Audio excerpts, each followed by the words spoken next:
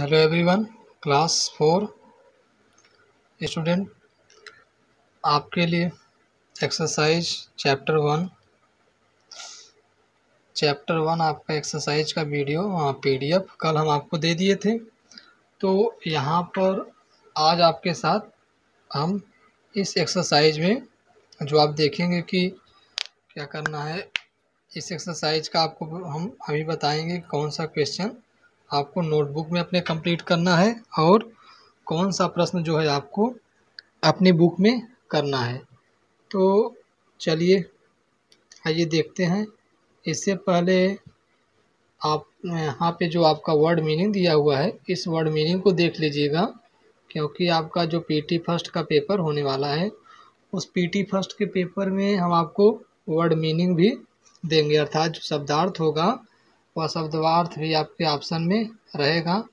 तो इस तरह से आप जो है वर्ड मीनिंग को ही पढ़ लीजिएगा।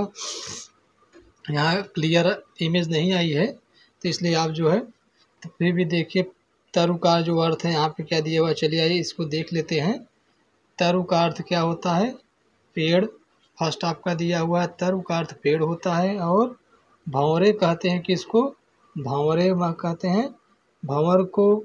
शीश दिया है सिर। और नित मतलब हमेशा। और उसके बाद स्पष्ट नहीं देख रहा है यहाँ पे, तो एक धीरज दिया हुआ है। धीरज का अर्थ होता है धैर्य धारण करना। धीरज का अर्थ क्या होता है बच्चों? धीरज का अर्थ होता है धैर्य धारण करना। और उसके बाद धरा देखिए दिया हुआ है। पृथ्वी का अर्थ दिया हुआ धरा, धरती। तो धरती का आपका जो है ये भी हो जाएगा। और धरा अर्थ होता है इसके आपके धरती के। इसी तरह जिंदगी का जीवन। और एक दिया हुआ यहाँ पे स्पष्ट नहीं समझ में आ रहा है, इसको आप अपनी बुक में देख लीजिएगा। तो इस तरह से अब चलिए एक्सरसाइज पे आते हैं, जो आपको एक्सरसाइज का आंसर बता दिए हैं। यहाँ से देखिए पहला आंसर आपका क्या था कि सही विकल्प पर सही का निशान लगाइए। नित हंसना सीखो, किससे नित हंसना सीखे? फूलों से। आपकी जो कविता है पोयम, उसमें स्पष्ट दिया है कि फूलों से नित हंसना सीखो, भंवरों से नित गाना, और तरु की झुकी डालियों से नित सीखो शीश झुकाना। तो यहाँ से पेड़ों से आपको क्या सीखना है? पेड़ों से हमको सीखना है सबको गले लगाना। जलधारा से क्या सीखना है? जलधारा से आपको सीखना है जीवन पथ में आगे बढ़ना, अर्थात जीवन पथ में आपको कैसे आगे बढ़ना है उसको आपको जलधारा से सीखना है। इसी तरह प्रश्न नंबर 2 आपका है, कविता की पंक्तियाँ पूरी कीजिए। कैसी पंक्तियाँ? जो आपको ये कविता दी हुई इसकी पंक्ति को पूरा करना है। सूरज की किरणों से डैश डैश डैश सीखो। उसके बाद डैश डैश डैश सबको गले लगाना, दीपक से सीखो सेवा करना। तो यहाँ पे आपका जो है आपको क्या करना है? फिल इन द ब्लैंक्स करना है। इस फिल इन द ब्लैंक्स में आपको अपने से कंप्लीट करना है। आप जो है इसको क्या करिएगा? अपने से करिएगा। या आपका होमवर्क हम दे दिए हैं, देखिए यहाँ पे लिखे हैं ना, ये आपका क्या है? होमवर्क है। तो इसको आप स्वयं करिएगा, इसको हमको कोई फिलअप कराने की ज़रूरत नहीं थी। अब यहाँ से प्रश्न नंबर 3, सही मिलान कीजिए। सही मिलान कीजिए में क्या करना है? झुकी डालियों। तो इसमें आपको क्या करना है? आप इसके सामने जो है झुकी डालियों से नित सीखो क्या करना? शीश झुकाना। हवा के झोंकों से सीखो कोमल भाव दिखाना। लता और पेड़ों से सीखो सबको गले लगाना। दीपक से सीखो क्या? उतना जितना हो सके अंधेरा हरना। और धुएं से सीखो हरदम ऊंचे पे चढ़ना। तो इस तरह से आपका इसका एक्सरसाइज हो गया। इसको एक्सरसाइज को आप देख लीजिएगा। उसके बाद प्रश्न नंबर 4 है आपका, निम्नलिखित पंक्तियों का भावार्थ लिखिए। भावार्थ का अर्थ क्या होता है बच्चों? भावार्थ का अर्थ होता है भाव प्लस अर्थ। ठीक ठीक। इस कविता का क्या आपका भाव क्या है? भाव मतलब कि इसका जो विचार क्या निकल रहा है इसको जो है आपको इसमें से सीखना है। तो निम्नलिखित पंक्तियों का अर्थ लिखिए। फूलों से नित हंसना सीखो, भंवरों से नित गाना, तरु की झुकी डालियों से नित सीखो शीश झुकाना। तो यहाँ कवि क्या बताना चाहता है कि हमें क्या, इसका भाव क्या है कि कवि यह कह रहा है कि व्यक्ति को जीवन में, इसको आप अपने से लिखिएगा नहीं तो हम फिर बताएंगे, व्यक्ति को अपने जीवन में क्या करना चाहिए, फूलों से हंसने के लिए सीखना चाहिए। जिस तरह से फूलों का चेहरा हमेशा हंसता हुआ दिखाई देता है, उसी तरह से आपको हंसना चाहिए और भौरों से क्या, नित्य गाना सीखना चाहिए। भौरों से आपको, जिस तरह से भौरे क्या करते हैं, हमेशा गाने रहते हैं, गाते रहते हैं, गुनगुनाते रहते हैं, उसी तरह से आपको गाना चाहिए। तरु की झुकी डालियों से नित्य सीखो सिर झुकाना। और तरु अर्थात जो वृक्ष होता है, उस वृक्ष की क्या होती है, डालियाँ होती हैं ना, उन वृक्ष की डालियों से आपको क्या करना है, नित्य हमेशा जो है शीश झुकाना। अर्थात जो है अपना शीश जो है झुकाना। इसका अर्थ क्या होता है कि जो आपके तरु की झुकी डालियों से नित्य शीश झुकाने का अर्थ होता है बच्चों कि जो फलदार वृक्ष होते हैं, अर्थात जिसमें फल लगा होता है, वह वृक्ष क्या होते हैं, हमेशा झुके रहते हैं। वह वृक्ष क्या होते हैं, हमेशा झुके रहते हैं। अर्थात उनके अंदर हमेशा क्या होती है, विनम्रता होती है और वे सबका आदर सम्मान करते हैं। तो इसी तरह से आपको भी क्या होना चाहिए, जो शिक्षित व्यक्ति होता है, जो समाज में पढ़ा लिखा व्यक्ति होता है, वह क्या होता है, वह बच्चों हमेशा विनम्र होता है। कैसा होता है, वह विनम्र होता है। उसके अंदर जो है किसी भी प्रकार का द्वेष भाव नहीं होता। क्या होता है बच्चों, उसके अंदर किसी प्रकार का द्वेष भाव नहीं होता। वह जो है हमेशा क्या करता है, सबकी बातों को बहुत सरलता पूर्वक ग्रहण करता है। तो उसके अंदर क्या होती है, विनम्रता होती है। किसी प्रकार की बच्चों उसके अंदर ईर्ष्या नहीं होती और क्या नहीं होती, घमंड की भावना उसके अंदर नहीं होती। तो यहीं पे कह रहा है ना, तो इसका भाव यही अर्थ हुआ। इसी तरह से आपका दूसरा क्या होगा, मछली से सीखो स्वदेश के लिए तड़प कर मरना, पतझड़ के पेड़ों से सीखो दुख में धीरज धरना। इसका भी यही भाव होगा। तो अब देखिए यहाँ पे प्रश्न नंबर 4 क्या है आपका, निम्नलिखित प्रश्नों के उत्तर दीजिए।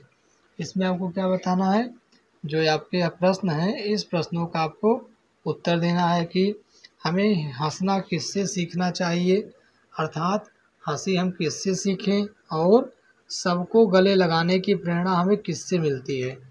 इस प्रश्न का आपको उत्तर देना है। उसके बाद आपको हमें दीपक से क्या सीखना चाहिए, अर्थात जो दीपक होता है उससे क्या सीखना चाहिए, हमें गिर गिर कर उठना किससे सीखना चाहिए। ये आपके 4 प्रश्न हैं।